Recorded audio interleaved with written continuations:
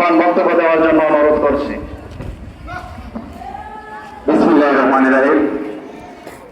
আজকে ফানিশ্বর মাদানিয়া গার্সিয়া দাখিল মাদ্রাসার এসএসসি পরীক্ষার্থীদের বিদায় অনুষ্ঠানে সম্মানিত সভাপতি, প্রধান অতিথি, বিশেষ অতিথিবৃন্দ, মাদ্রাসার সুপার, শিক্ষক শিক্ষিকা, এলাকার গণ্যমান্য ব্যক্তিবর্গ এবং আমার সামনে উপস্থিত ছাত্রছাত্রী ভাই বাবারা, সকলকে আমার সালাম।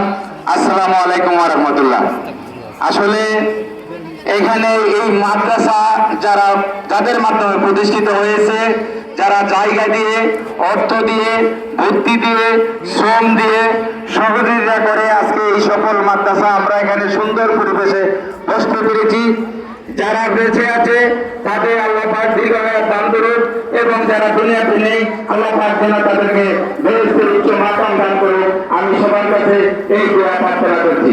সাথে সাথে পরীক্ষা দিতে বলব, পরীক্ষার্থীরা আসলে মেধাবী হবে, কারণ তারা যেইভাবে বক্তব্য এবং কবিতা হিসাব করছে আমার মনে হচ্ছে তারা ছাত্র না, তারা শিক্ষক, এরকম তাদের এক্সিলেন্স।